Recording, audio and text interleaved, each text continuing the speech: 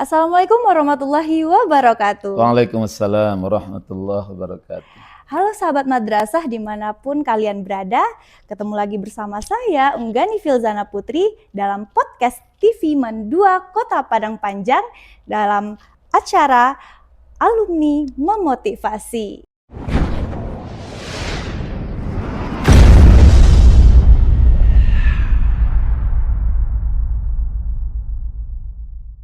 Tempat di mana cerita tidak hanya untuk dikenang, tetapi juga untuk menguatkan langkah ke depan. Ya baik, sahabat madrasah dimanapun kalian berada, di sini kita sudah kedatangan bintang tamu yang sangat luar biasa ya, luar biasa sekali ya. Nah, kita kedatangan bintang tamu yang juga merupakan alumni dari MAN-PK MAN 2 Kota Padang Panjang. Nah, marilah kita sambut Bapak Haji Maigus Nasir MPD selaku Wakil Wali Kota Kota Padang pada saat ini. Ya, selamat datang Bapak. Ya, alhamdulillah. Bagaimana kabarnya Pak? Alhamdulillah. Alhamdulillah. Iya Pak, dengar-dengar Bapak merupakan alumni MAN-PK Kota Padang Panjang, benar Pak? Iya.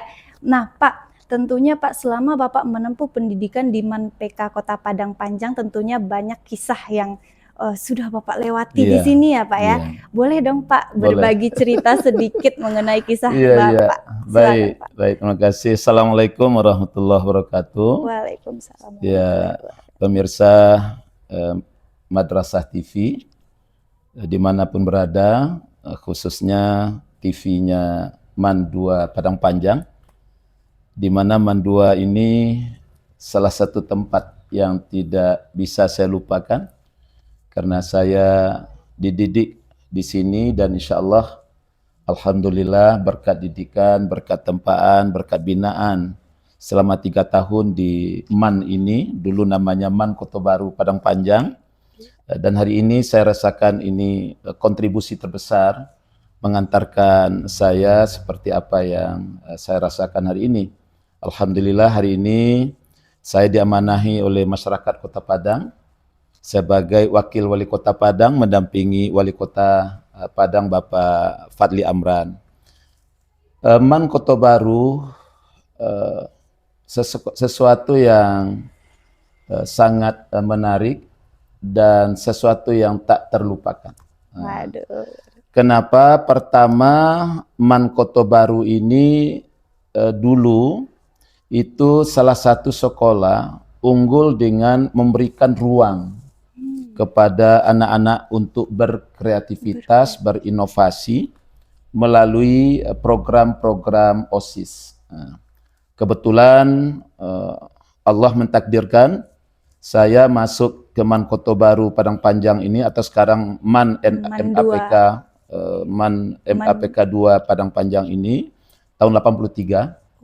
Jadi tahun ajaran 83-84. Dan semester 1 saya dikasih tugas sebagai ketua bidang dakwah di OSIS. Dan kebetulan ketika itu bidang dakwah memang mendidik, melatih, mengasuh para siswa yang berbakat dakwah untuk berdakwah di sekeliling Kecamatan 10 Koto. Kemudian yang kedua, di semester 2 ada sesuatu yang tersumbat di kalangan siswa, sehingga ada waktu itu aksi demo. Kebetulan teman-teman memberikan pula amanah untuk koordinatornya. Jadi ada namanya tim 17 waktu itu, demonstrasi pelajar. Demonstrasi tentu dengan maksud tidak melemahkan, mengurangi, tidak bermaksud merendahkan pimpinan dan majelis guru, tapi bagaimana demonstrasi yang kita lakukan itu dalam rangka mengangkat derajat, peningkatan kualitas di sekolah kita. Kemudian di semester 2 itu selesai demo, dikasih amanah oleh kawan-kawan dan pimpinan sekolah, waktu itu Pak Dr. Andes Wahimi Tahir menjadi ketua OSIS. Luar biasa. Nah, di kelas 2 kesepakatan kawan-kawan secara aklamasi mengangkat jadi ketua OSIS lagi. Di kelas 3 atas musyawarah mufakat kawan-kawan juga memberikan amanah sebagai ketua MPK. Majelis Perwakilan Kelas. Jadi 2,5 tahun atau 3 tahun di sini memang menikmati sekali sebuah proses. Tapi proses itu tentu ada suka dukanya, ada suka dukanya. Sukanya ya karena tersedia fasilitas untuk pengembangan bakat dan potensi, siang kerida 3 kali setahun, ditambah dengan perpisahan. Jadi penyaluran bakat seni itu dari seni nyanyi, seni drama, seni tari, itu 4 kali setahun. Nah, kemudian yang berbakat olahraga disiapkan juga fasilitas dalam bentuk program kelas meeting. Kelas meeting ada basket, ada voli, ada tenis meja, ada bulu tangkis, bahkan juga ada bola kaki di lapangan Kota Baru.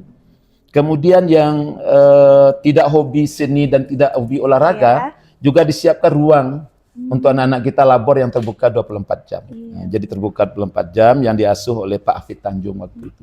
Sehingga anak-anak betul-betul merasakan betah, sekalipun kita mayoritas adalah anak-anak kos.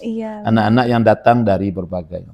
Yang kedua, dukanya ya sebagai seorang anak ingin di usia remaja itu ada juga kemerdekaan, ingin juga ya namanya gelora sebagai anak muda ya, anak muda. Tapi kita memiliki pemimpin, Pak Kepala Sekolah kita dengan pola kepemimpinan semi militernya, bagaimana penegakan disiplinnya, bagaimana beliau mengatur kita mengembangkan potensi dengan manajemen organisasi. Tidak mudah, minta izin beliau mengangkat suatu acara itu tidak mudah. Hingga beliau meyakini apa yang kita lakukan itu sudah benar. Tapi bagi kita itu kadang-kadang kan terasa tersiksa gitu. Tapi alhamdulillah itu pula yang mengantarkan alumni-alumni MAN 2 MAPK Padang Panjang ini sukses sampai sekarang. Ada yang sukses di akademisi, perguruan tinggi di Sumatera Barat hampir tidak ada yang tidak dimasuki oleh alumni. Ada mantan rektor UPI alumni kita, Pak Profesor Dr. Sarjon David. Ada sekretaris Universitas Negeri Padang, Profesor John, hari ini juga alumni Kota Baru. Kemudian Direktur Pasca Sarjana UIN, kemudian beberapa pejabat di lingkungan UIN, baik Kota Baru, Rektor UIN Tanah Datar, juga Rektor ISI Rektor ISI ya. Itu alumni MAN Kota Baru, MAN MAPK Kota Baru. Ini salah satu kebanggaan kenapa? Karena memang adanya fasilitas yang disiapkan untuk mengembangkan inovasi dan kreativitas. Di samping guru-guru yang luar biasa. Saya kalau sudah lewat di sini, kita tidak bisa melupakan guru-guru kita. Yang tidak hanya sekedar mentransfer pengetahuan. Tapi kita betul-betul merasakan seorang ayah, seorang ibu di sini. Ketika kami sudah tamat, kita sudah tamat, ketika beliau mendengar ada sesuatu yang tidak enak, beliau datangi, beliau hubungi, beliau bertanya, bagaimana Nanda? Bagaimana Nanda? Seperti itu. Padahal kita sudah tidak lagi menjadi murid, kita juga sudah dewasa, kita juga sudah punya anak. Jadi ikatan itu masih ada. Ikatan gitu, yang ditanamkan itu karena guru-guru kita itu tidak hanya sekedar mengajar, tidak hanya sekedar memberikan kita pengetahuan, tapi guru-guru kita itu memang memberikan kita perlindungan, memberikan kita bimbingan, memberikan kita asuhan. Jadi motivasi guru yang luar biasa, bimbingan guru yang luar biasa, ditambah dengan fasilitas-fasilitas yang ada di sekolah kita ini, inilah sesungguhnya melahirkan alumni-alumni yang luar biasa juga. Dan saya ini hanya secuilnya, tapi banyak tokoh-tokoh besar, tadi yang saya sebut di akademisi, tapi juga ada yang jadi wakil bupati di Pasaman, kemudian mantan ketua DPRD Provinsi Sumatera Barat, dan banyak lagi di bidang bisnis ada alumni kita yang sukses jadi pengusaha di Jakarta. Itu alumni MAN Kota Baru, MAN MAPK Kota Baru.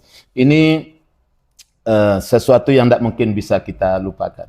Insya Allah sampai hari ini. Makanya tadi saya karena sudah 3 hari, lalu saya bilang sama Bapak Eri, mantan Kepala Sekretaris Dinas Sosial Padang Panjang, Pak Datuk, kita ke Kota Baru, Pak Datuk.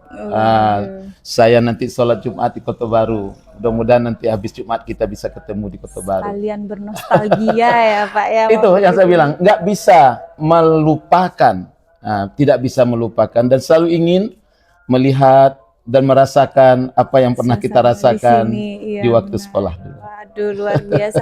Boleh minta tisu ini sedikit? Aduh, ini mohon maaf ya. Saya terbawa emosi perasaan ya. Iya, luar biasa. Nah, dari yang diceritakan Bapak tadi, ini menjadi sedikit informasi juga bagi kita ya, bahwa ternyata guru-guru di MAN PK MAN 2 Kota Padang Panjang ini tidak hanya mentransfer ilmu saja, tetapi juga ada didikan etikanya, kedisiplinannya yang luar biasa tentunya, dan ikatan antara guru dan siswa itu sangat kuat berarti ya Pak ya. Iya. Sehingga sulit untuk dilupakan. Iya. Nah mungkin terakhir Pak, motivasi Pak untuk siswa-siswa yang sedang menempuh pendidikan ataupun siswa-siswa yang ada keinginan untuk melanjutkan pendidikan ke sini nantinya. Boleh dibagi sedikit, pertama Pak? Bagi adik-adik lah, tentu adik-adik ya, sebagai sesama alma mater ya, walaupun usianya anak-anak saya. Hari ini dunia tidak butuh hanya orang cerdas. Hari ini dunia tidak butuh hanya orang cerdas. Itu penelitian. Itu bisa dilihat di Google. Saya pada suatu kali mengikuti kuliah umum di Universitas Negeri Padang, yang narasumbernya waktu itu adalah Rektor IPB, Pak Profesor Arif, yang juga Ketua ICMI Pusat, yang hari ini beliau menjadi Kepala BRIN. Beliau membedah sebuah penelitian. Penelitian itu dilakukan oleh orang Amerika, namanya Dr. Thomas J. Stanley di Amerika. Dia seorang ekonom non-muslim. Ternyata kata Profesor Arif, 100 kunci sukses. 100 kunci sukses itu IQ, intelijensi, itu hanya urutan 21. Kalau kita kan di Indonesia cenderung mendewakan IQ. Benar. Ternyata IQ itu bukan tidak penting. IQ itu penting. Tapi IQ itu hanya urutan 21. Yang kedua, orang memburu alma mater. Alma mater. Ternyata alma mater itu sekelas Harvard University di Amerika, itu hanya urutan 23. Dan yang paling menarik lagi dari penelitian Thomas J. Stanley itu, ranking 1. Orang tua selalu memaksa anaknya harus jadi juara, harus jadi juara 1 itu. Ketika anaknya sudah juara 1, dia sudah optimis anaknya akan sukses. Ternyata penelitian mengatakan itu hanya urutan 30. Nah, kita lihat sekarang bagaimana dengan karakter Rasulullah, orang yang sukses, bahkan lebih dari sukses, yang juga diteliti oleh non-muslim, Michael Hart. 100 tokoh paling berpengaruh di dunia, nomor 1 itu menempatkan posisi Muhammad Rasulullah SAW. Apa kepribadian beliau mengantarkan dengan 4 sifat beliau. Yang pertama itu siddiq. Yang kedua itu amanah. Yang ketiga itu tabligh. Yang keempat baru fatonah. Jadi yang terakhir itu baru kecerdasan. Nah, penelitian Thomas J. Stanley itu ternyata orang sukses, orang berhasil itu tidak cukup oleh otak yang pintar, tidak cukup dengan membawa nama besar alma mater, dan tidak cukup hanya ranking 1 dari sekolah dasar sampai cum laude di perguruan tingginya. Ternyata hari ini dunia membuktikan yang dibutuhkan hari ini oleh dunia, termasuk negara kita, adalah orang yang benar, orang yang benar. Nah, dalam penelitian Thomas itu yang nomor satu itu adalah kejujuran. Iya benar. Kejujuran. Jadi orang jujur pasti benar. Iya. Orang yang benar itu adalah orang yang jujur. Orang yang benar pasti pintar. Tapi orang pintar belum tentu benar. Jadi ini. Yang kedua, disiplin. Makanya dulu saya waktu sekolah di sini, saya tinggal di masjid. Ya, di Masjid Babu Salam. Bapak Kepala Sekolah Pak Sohimi Tahir tinggalnya di Panyalayan, di Pasar Rebo, Surabaya. Itu beliau ke sekolah itu pakai mobil. Iya. Kalau beliau sudah lewat, kita seperti tentara. Kenapa? Kalau beliau sudah masuk ke sekolah, beliau sudah menghitung itu dari rumah, jam berapa sampai di sekolah. Begitu sampai di sekolah, gerbang beliau kunci. Iya, iya. Kalau gerbang sudah terkunci, semuanya nggak bisa masuk. Guru terlambat, guru melewati beliau dulu. Iya, Kalau kita siswa ini terlambat 2 jam, kena hukum. Hukuman beliau positif. Mohon maaf. Itu dulu di depan, di halaman sekolah kita ini, taman-taman kelas. Taman-taman kelas di sana. Jadi ada kelas meeting itu di samping kejuaraan olahraga, seni segala macam. Tapi salah satu adalah kebersihan. Jadi kita 2 jam itu dihukum itu untuk membersihkan taman, membersihkan pekarangan, membersihkan WC, itu 2 jam itu. Ya bagi anak-anak itu kan sesuatu yang cukup berat. Padahal ternyata hari ini dibuktikan oleh dunia bagaimana beliau mendisiplinkan kita. Jadi kalau kita terlambat, kita sudah dapat hukuman itu. Makanya supaya tidak kena hukum, kita seperti tentara. Jadi mobil beliau itu mobilnya nggak kencang. Beliau sadar pula itu. Iya. Jadi beliau di depan, nanti menjelang masuk garasi, kita sudah duluan masuk ke dalam. Nah, disiplin. Pakaian, begitu juga. Rambut. Jadi rambut itu seperti rambut seminya militer. Seminya militer rambut kita waktu itu. 321, Pak. Nggak boleh sedikit pun. Jadi ada teman saya, sedikit saja rambutnya itu panjang, sedikit saja. Ada apa? Nggak panjang juga. Itu kena potong itu. Kena potong. Gitu, Kuku nggak boleh panjang. Kalau kan dipukul, kemudian boleh motong. Jadi ternyata hari ini itu yang saya katakan, didikan, pengaruh sekolah MAPK itu wajarlah kalau anak-anak alumninya hebat-hebat. Kenapa? Ternyata Thomas J. Stanley mengatakan orang yang benar, kemudian yang kedua disiplin. Nah, yang ketiga kemampuan berkomunikasi.